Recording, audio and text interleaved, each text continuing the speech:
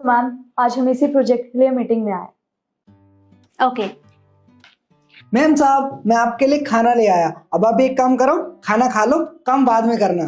पर बलराम, अभी तो मेरी बहुत इंपॉर्टेंट मीटिंग चल रही है, मैं थोड़ी देर बाद खा लूंगी। अरे काम वाम बाद में करना, आप पहले खाना खाओ। मैं आपके लिए गर्मा गर्म खाना लेके आया हूँ। अरे क्या, ये फाइल वाइल बंद करो। देखिए मैम साहब अभी बिजी हैं, थोड़ी देर बाद में बात करना।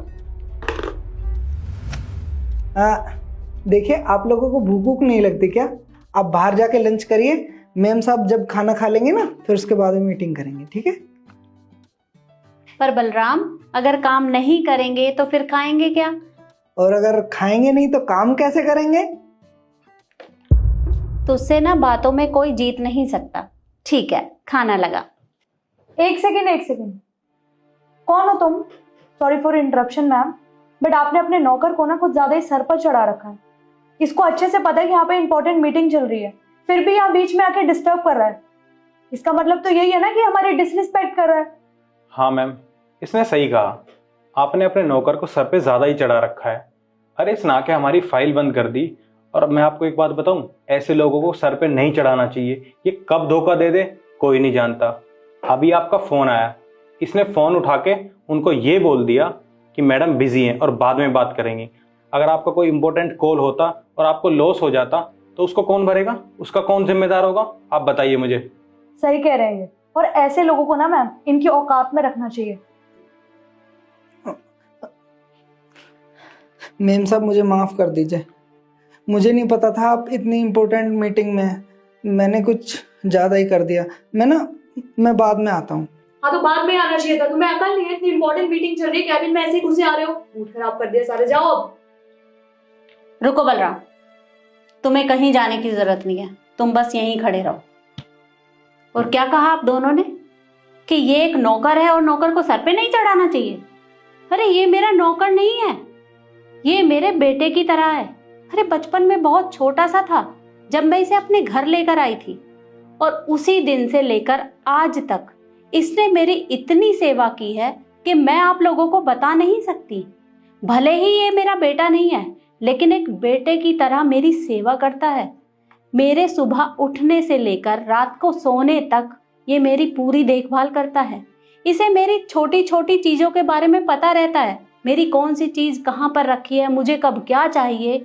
ये मेरी इतनी सेवा करता है, और आप लोग कह रहे हैं कि ये एक नौकर है और इसे सर पे नहीं चढ़ाना चाहिए। अरे क्या आप लोग जानते हैं कि इसकी क्या अहमियत है? पर आप लोगों को कैसे पता होगा? आप लोगों को तो सिर्फ दूसरों की इंसल्ट करनी आती है, और ये आपसे इतनी पोलाइटली बात कर रहा है, लेकिन फिर भी आप दोनों ये कह रहे हैं कि इसे बात करने की तमीज नहीं है। ये आप लोगों को यहाँ डिस्टर्ब कर रहा है। माफ करिएगा, लेकिन आज जो ये मेरे पास जो भी कुछ है ना, सिर्फ और सिर्फ इसी की वजह से है। क्योंकि जब ये मेरे घर में आया था ना, तब से ही भगवान ने मेरी ऐसी सुनी कि मेरे कारोबार में तरक्की होती गई। लेकिन आज आप लोगों ने इसकी इंसल्ट करके बहुत बड़ी गलती की है। आपने इसकी इंसल्ट नहीं की, बल्कि मेरी इंसल्ट की है। अरे ये खुद भूखा रह सकता है, लेकिन ये मुझे भूखा नहीं रहने देता। मैंने बचपन में कितनी कोशिश की थी कि मैं इसका एडमिशन करवा दूं, इसे बड़े स्कूल में पढ़ाऊं, लेकिन इसने मना कर दिया। इसने यही कहा कि अगर मैं भी पढ़ने के लिए जाऊंगा तो फिर आपकी देखभाल कौन करेगा? अरे जब ये मेरी इतनी चिंता करता है तो क्या मैं इसके बारे में नहीं सोच सकती? और अगर मेरा नुकसान होता है तो बेशक हो जाए, मुझे कोई चिंता नहीं है। देखिए, इतना सब कुछ देखने के बाद मैं आप लोगों के साथ कोई भी डील नहीं करना चाहती। आप लोग यहाँ से जा सकते हैं, क्योंकि मैं ये डील कैंसिल कर रही हूँ। निकलिए यहाँ से। तो मैम हमें नहीं पता था कि आपके बेटे जैसा है और ये आपका नौकर नहीं है, तो ऑब्वियसली हम इनसे बदतमीज से बात नहीं करते। हमें लगा कोई प्यून है, वो डिस्टर्ब कर रहा है मीटिंग के बीच में।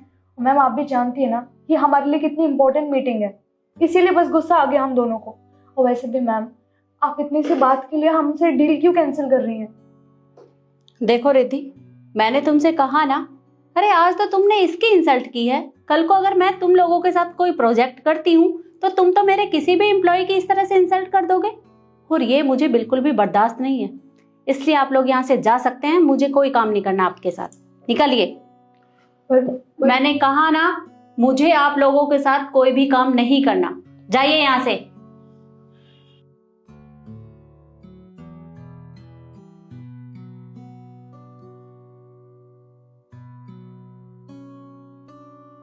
अब तू ऐसे उदास क्यों खड़ा है? अरे वो लोग जा चुके हैं। और देख, अगर तू इसी तरह से उदास रहेगा तो मैं कोई खाना नहीं खाने वाली, ठीक है ना? अब ये उदास चेहरा अपना छोड़ और अपने चेहरे पे हंसी लेकर आ, तभी मैं खाना खाऊंगी। खाने में क्या लेकर आया? आपका फेवरेट पालक पनीर लेके आया हूँ। अरे वाह, ये तो मेरी फेवरेट सब्जी है।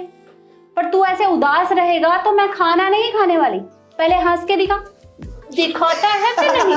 पहले हंसेगा तभी मैं खाना खाऊंगी, समझा? ठीक है।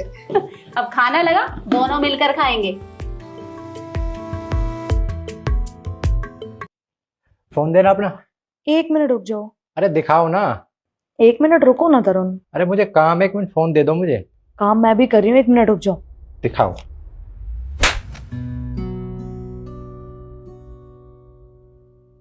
इतनी देर से बोल रही हूँ 1 मिनट रुक जाओ रुक जाओ, तुम्हें समझ नहीं आती क्या? हाथ में भी लग गई मेरे। और क्या है? क्या दिक्कत क्या है तुम्हें? क्या है मेरे फोन में ऐसा? क्यों इतना शक करने लगे हो तरुण आप मुझ पे? कभी कभी तरुण मुझे ऐसा लगता है कि मैंने तुमसे ना शादी करके बहुत बड़ी गलती कर दी, क्योंकि तुम ना सिर्फ मुझ पे शक करते रहते हो।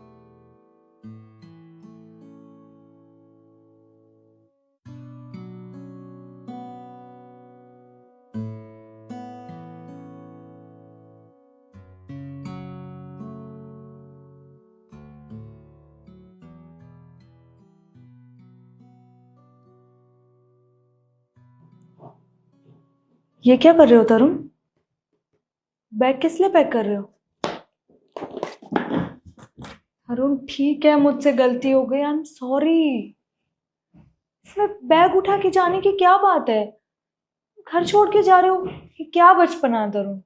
गलती हो गई। गलती तुमसे नहीं, गलती मुझसे हुई है, जो मैंने तुम्हारे हाथ से फ़ोन लिया। तुमने एक बार भी नहीं सोचा और मुझ पर हाथ उठा दिया। अरे मुझे ही पता है ना इस टाइम मुझे कैसा लग रहा है। जब किसी की पत्नी अपने पति पर हाथ उठाती है ना, तो दर्द बताया नहीं जाता। इस टाइम मेरे अंदर क्या चल रहा है मैं तुम्हें नहीं बता सकता। तरुण भूल जाओ ना उस बात को। ठीक है, मुझसे गलती हो गई, मैंने हाथ उठा दिया। मैं तुमसे कान पकड़ के सॉरी बोल रही हूँ, प्लीज आई एम सॉरी।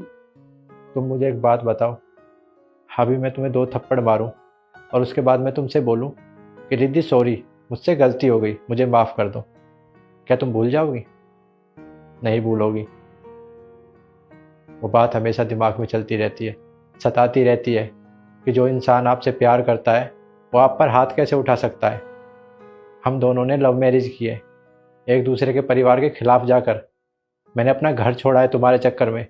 तुमसे प्यार करता हूँ, और प्यार करने वाला आदमी और प्यार करने वाला इंसान जब हाथ उठाता है ना, तो तकलीफ़ बताई नहीं जाती। और रिद्धि, हाँ, पति और पत्नी के रिश्ते में ना सबसे इम्पोर्टेंट होती है रिस्पेक्ट, जो अब मेरी बिल्कुल भी नहीं है। तुमने हाथ उठाकर मेरी रिस्पेक्ट बिल्कुल ख़त्म कर दी है। मैं तुमसे नज़रें भी नहीं मिला पा रहा हूँ। तुम पहले कैसी थी, मेरी हर बात को बिना बोले मुझसे समझ लेती थी, और आज शादी के बाद तुम इतनी बदल गई हो। मैं तुमसे बात करने की कोशिश करता हूँ, तुम मुझसे बात भी नहीं करती हो। हमेशा पता नहीं फ़ोन में क्या करती रहती हो। तुम सोच रही हो मैंने तुम पर शक किया इसलिए तुमसे फ़ोन लिया। अरे मुझे काम था इसलिए तुम्हारे हाथ से फ़ोन छीना था, लेकिन तुमने हाथ उठाकर मुझ पर बहुत बड़ी गलती की है, और मैं अब इस घर में ना बिल्कुल नहीं रह सकता। तरुण ऐसा कुछ भी नहीं है, मैं तुम्हारी बहुत इज्जत करती हूँ, पर वो फ्लो में मुझसे हाथ उठ गया। सॉरी, सॉरी से ज्यादा मैं क्या करूँ, तुम बताओ।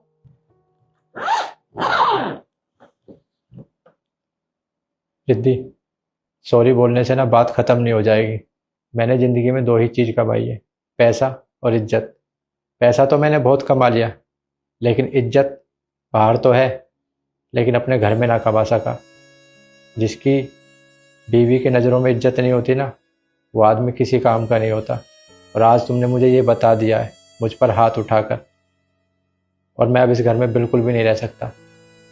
तरुण आई एम सॉरी, प्लीज छोड़। तरुण प्लीज।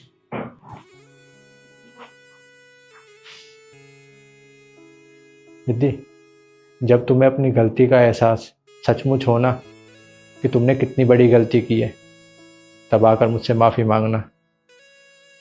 तुमने बहुत बड़ी गलती की है।